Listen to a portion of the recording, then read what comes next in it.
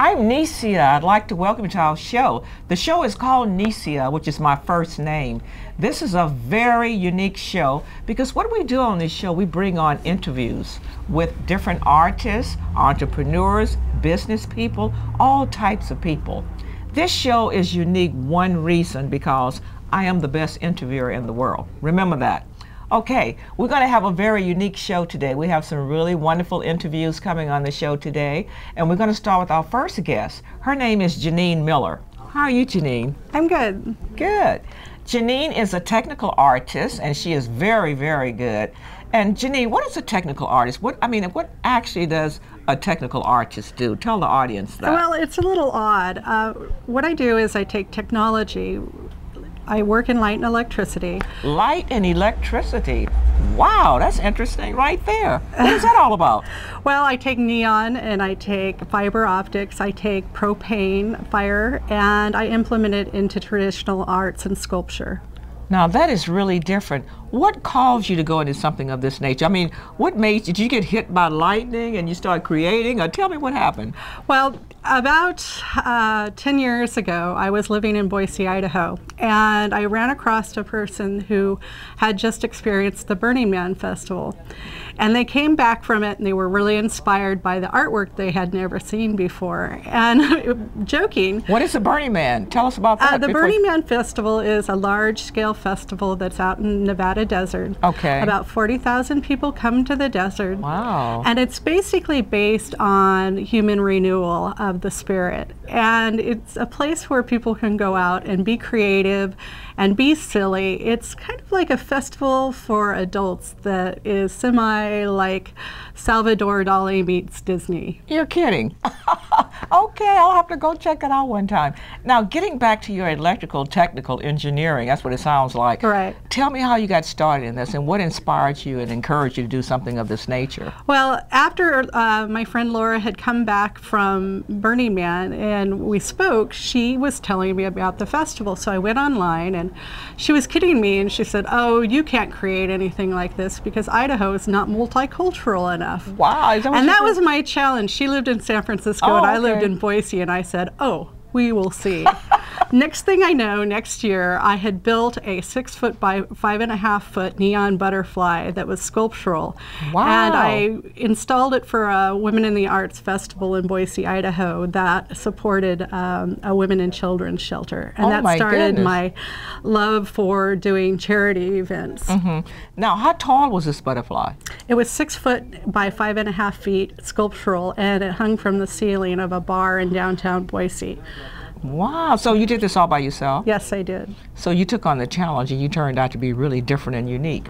So did you start going to the Burning Mac, festivals after that? Well, the first year that I went, they saw that I was highly creative and technical, that I ended up working for them in technical support.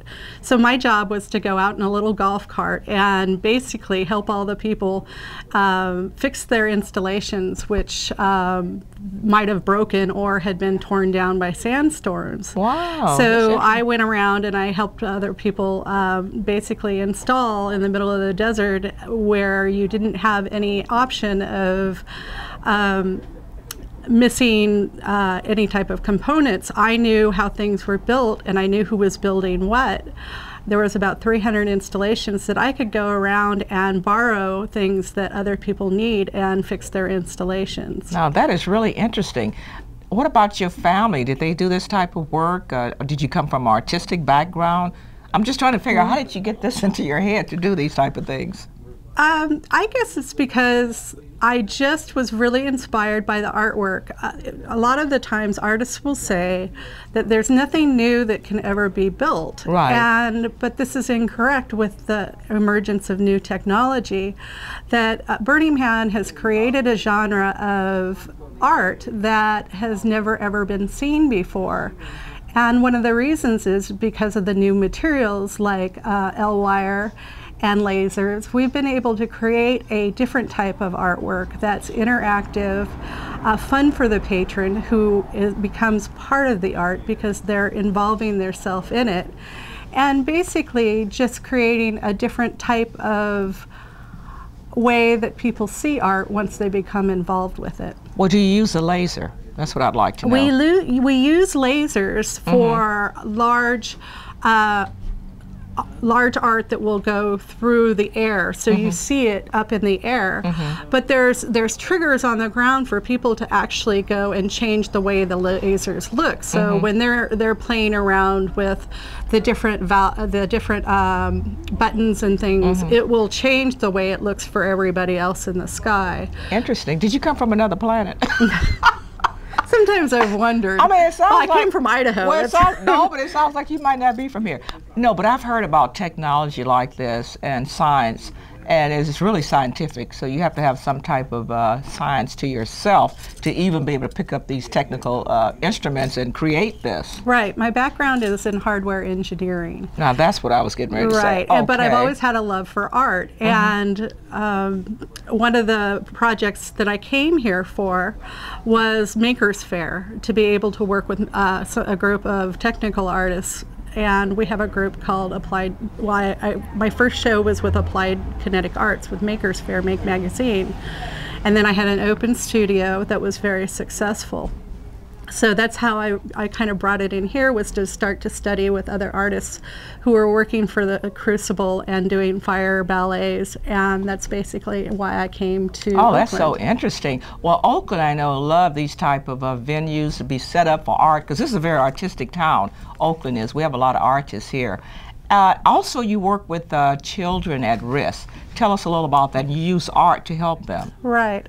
Well, one of the situations that happened to me when I first got here and I got settled was I had a fire in my studio. Oh, no. And it basically destroyed multiple artists' livelihood, and it put me out of work for about 6 months. Oh, I'm sorry to hear that. During this time period, I found that it was very difficult for me to become stable out of moving out of Idaho. Right. So I got connected with BACC, Bay Area Christian Connection, and Partnership for Affordable Housing, who basically helped me during my time of restructuring. Oh, beautiful. They found me housing, they connected me with some agencies that helped me, and I was able to rebuild my artwork in a different way. Oh, okay. Oh, that's wonderful. Now, what caused you to want to help the children, the youth that are at risk? Because there's so many of them, you know, in the Bay Area, and that's a wonderful thing to help the youth, and I really love the fact that you do that. So how does that work with your art? Tell us a little bit more about that. Okay, well, what I'm currently doing is I'm working with public art, and we're working with at-risk kids. And basically what I'm doing is I'm looking at different urban blight areas around West Oakland and Grant, and looking at schools that basically are around in that area. My focus is teaching the kids how to create public art. So they'll not only walk out with an artistic skill, they'll walk out with a career skill, being able to install a large-scale project and put that on their resume. But they'll also become part of their community. By creating the artwork, they'll place it within their community, yes. And that creates pride in their community. Right. So they can say to their children, I created that, and that creates more of a conducive love of the neighborhoods. And they'll take better care of it. Right. I think that's wonderful. And affordable housing here in Oakland, how does that work with the children? Well, a lot of people are finding that because of the economic times, it's really hard to cover when they're trying to make their rent and they're trying to put food on the table. They have a really hard time trying to find things for their kids to do. And what I'm trying to do in twofold is target at-risk kids, right. So that they stay out of trouble, and their parents have a place for them to go that's inexpensive, and they'll learn a skill. But then their parents, that takes the stress off their parents, that they're able to put their money towards things that are critically, right. basically are critically important to their survival.